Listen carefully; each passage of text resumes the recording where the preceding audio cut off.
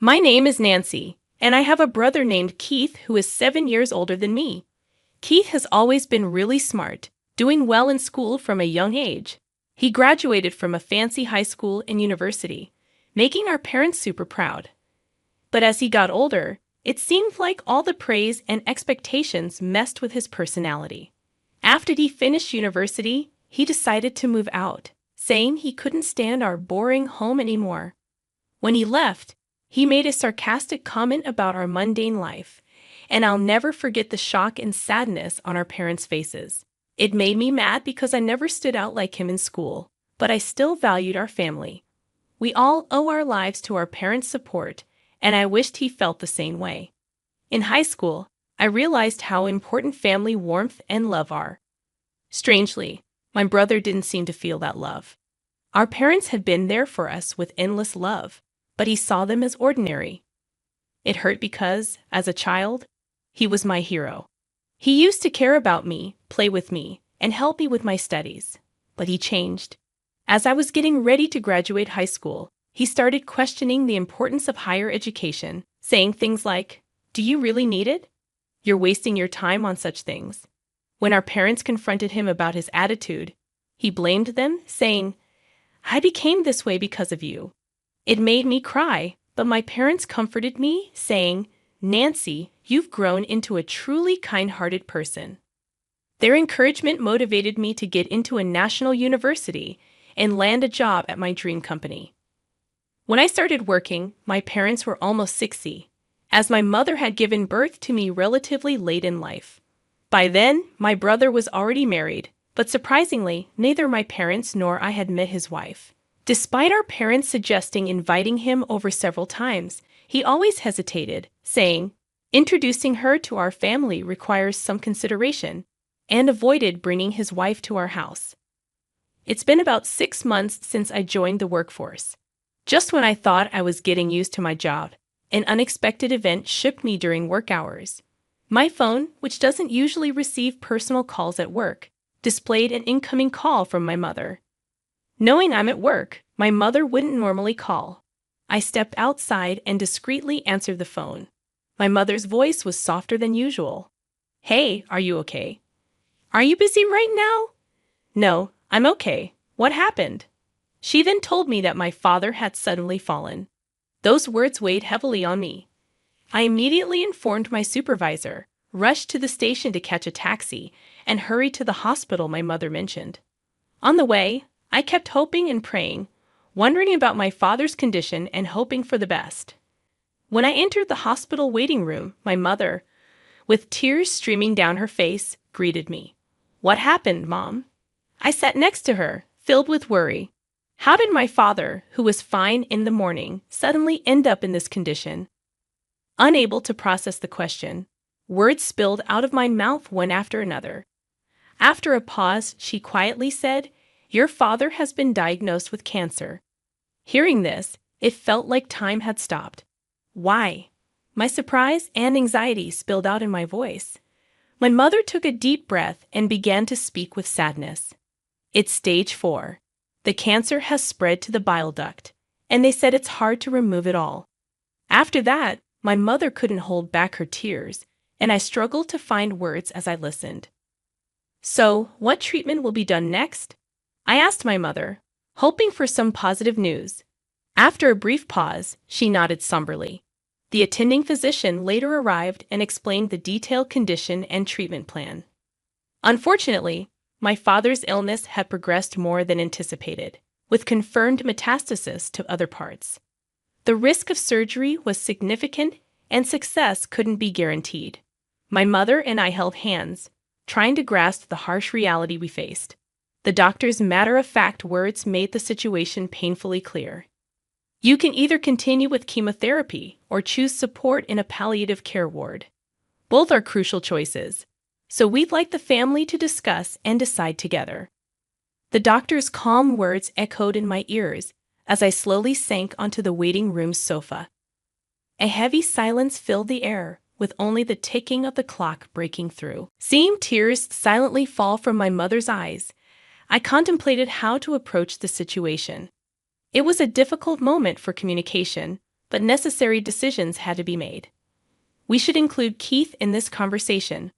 Let's contact him immediately and discuss making a decision together, I suggested, picking up my smartphone with a wry smile. My mother admitted, "Actually, I've already informed Keith, but he hasn't responded."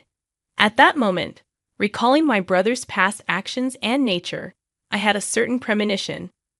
When he needed help, he'd get upset if not responded to quickly, yet he tended to shy away from tough decisions. However, understanding that the opinions of the entire family were crucial, I persistently called him.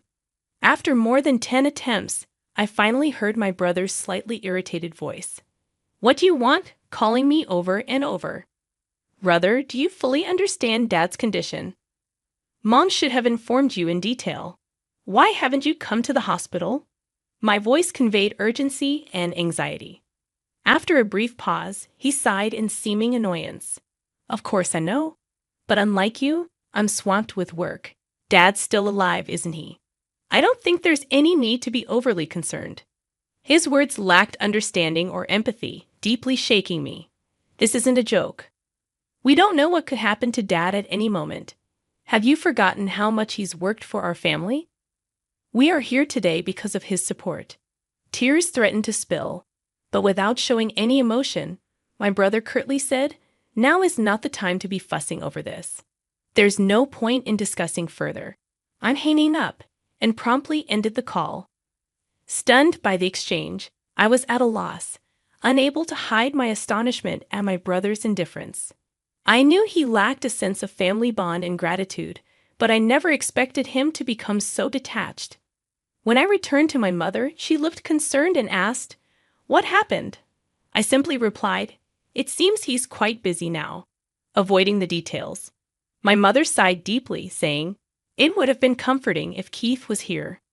My father chose to spend his final moments in a palliative care ward, and a few months after that decision, he peacefully passed away.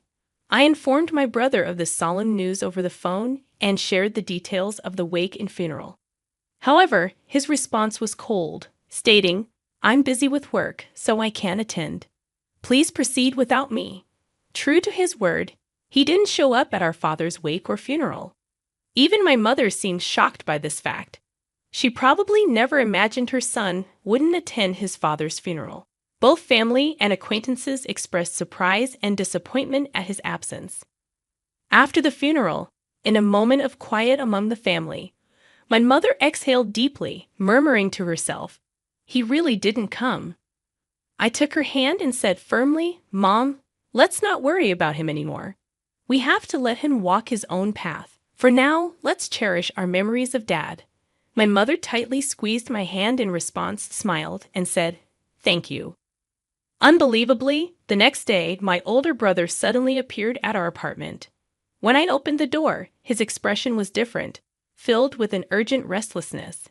Stepping inside, he demanded without any greeting, "Where is the inheritance Father left behind?" Shocked by his demand, I emotionally retorted seriously, "Someone who didn't even show up at the funeral, and now you're saying this?" Visibly irritated, my brother snapped, "Kids should stay quiet," creating an instant tense atmosphere. However, my mother stepped forward, trying to calm the situation. "Apart from this apartment, your father didn't leave much behind," she explained. "That can't be true," my brother retorted, barely concealing his anger. Staying calm, my mother placed my father's passbook on the table for my brother to see. As he flipped through it, it became evident that all our father's savings had been transferred to a different account. "What's going on?" my brother exclaimed in surprise. Gently, my mother explained, "Your father had instructed to move all the money to my account earlier. Also, the apartment's name has been changed, and now it's in my name." Taken aback, my brother was speechless, clicking his tongue in frustration before leaving. Watching him go, we were once again filled with admiration and gratitude for our father's foresight and his plan to protect the family. A few months later, my mother unexpectedly fell and was rushed to the hospital. The diagnosis revealed pneumonia in a more advanced stage than we thought. I remembered her recent slight cough when she had seen a doctor at a small clinic. Initially diagnosed with a minor cold, we felt reassured and didn't worry further. However, detailed examinations at a major hospital disclosed her condition was much more severe than anticipated, giving her only about 3 months to live. Hearing this, I was at a loss for words, struggling to believe it, especially when she appeared so healthy. As expected, or tragically, just a few days after the 3-month mark, my mother quietly passed away. The space without her was filled with an indescribable stillness and sorrow. Why didn't I know this sooner?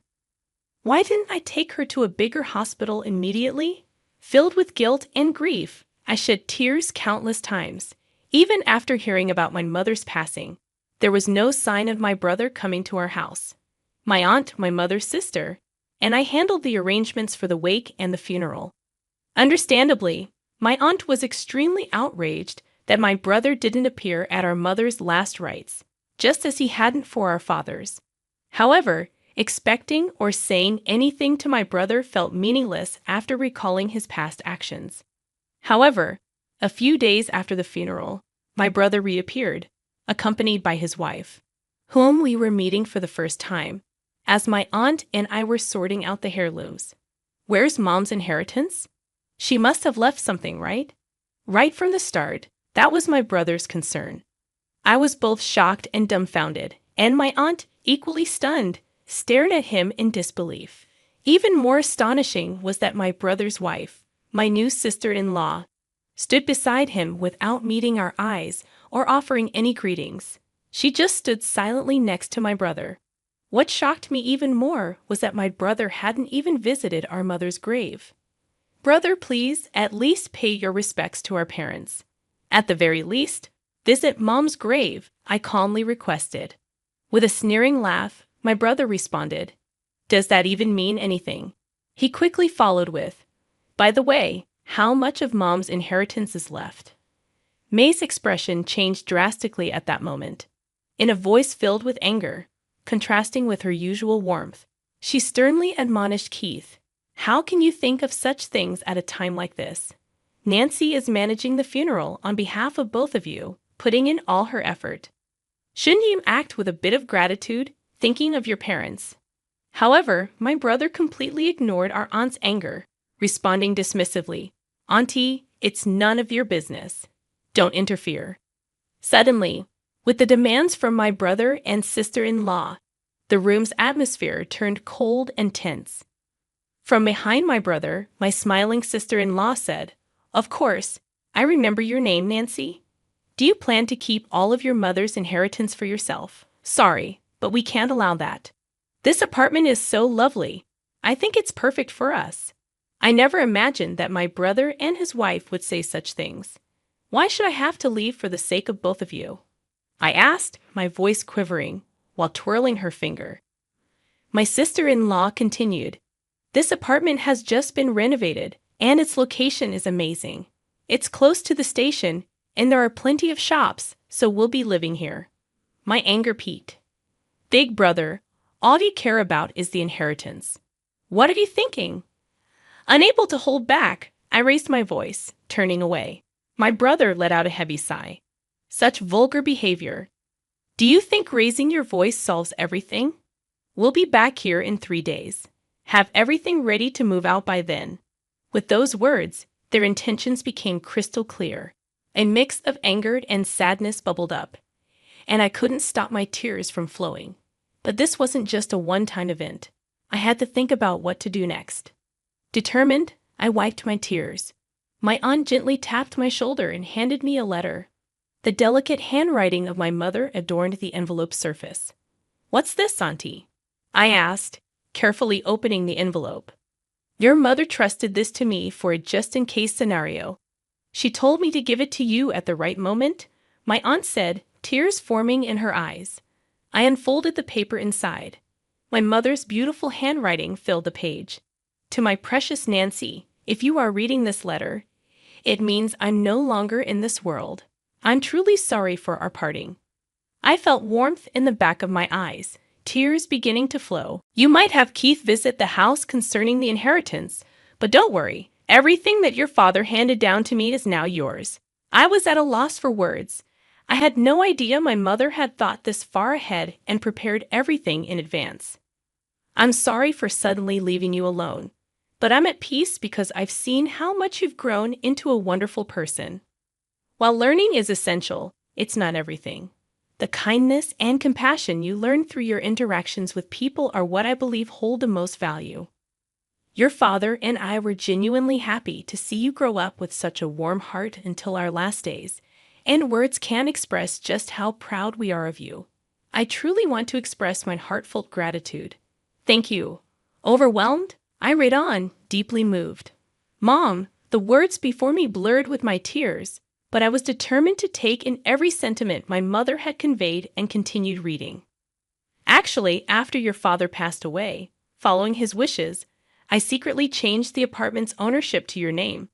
I'm sorry for using your seal without permission, but it was both your father's and my wish. Please don't be angry. Life has its ups and downs, even when things get tough. We want you to persevere and live your life fully, so stay strong and find your happiness. The letter ended there. Tears streamed down my face, wetting the paper. My aunt, standing next to me, pressed her eyes and shed tears alongside me. Your sister truly cared about you. In her heart, you were a treasure, my aunt said gently, holding my hand. From the envelope, a bank book in my name emerged.